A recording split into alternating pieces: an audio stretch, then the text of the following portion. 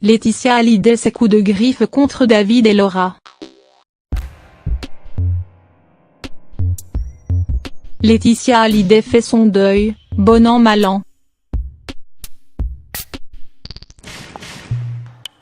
Le 5 décembre 2017, Johnny Hallyday est décédé d'un cancer du poumon.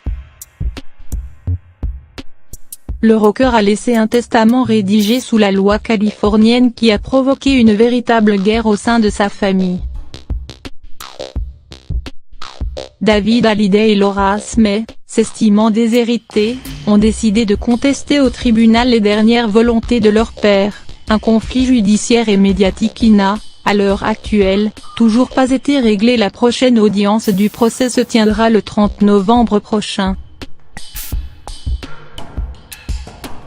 La scission entre Laetitia et les aînés de Johnny Hallyday ne daterait pas seulement de l'ouverture du testament.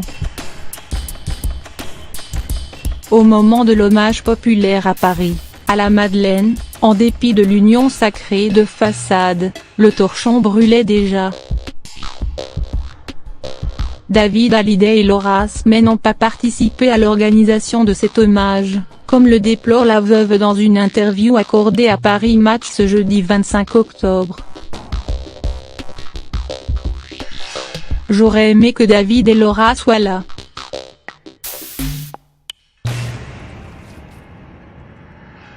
Ils ont refusé de venir me rejoindre.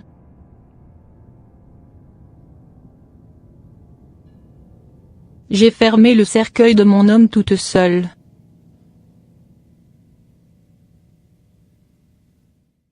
Cela a été dur aussi, ils m'ont terriblement manqué à cet instant-là. » La mère de Jade et Joy, qui multiplie les interviews en vue de la sortie du dernier album du taulier Mon pays c'est l'amour, regrette également que ses deux beaux enfants n'aient jamais voulu se joindre à eux lors de leurs vacances familiales à Saint-Barth, où le couple a une maison, malgré leurs invitations. On peut le comprendre, ils avaient leur vie.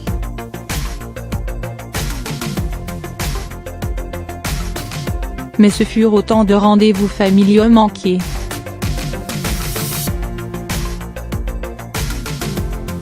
Cela nous aurait fait plaisir qu'ils découvrent cette maison de vacances que Johnny aimait tant, son havre de paix pendant 14 ans, rempli de lumière et de sérénité.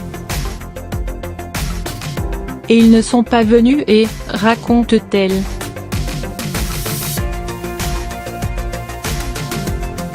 Peu après les obsèques sur cette île paradisiaque, Laetitia Hallyday a organisé un repas avec les amis et la famille de Johnny. Les musiciens avaient pris leur guitare et on a célébré notre homme. Jean Reno s'est mis à chanter, Maxime a pris sa guitare, Yarol et d'autres copains aussi. Dans la triste violence de la réalité, l'amour sauve de tout.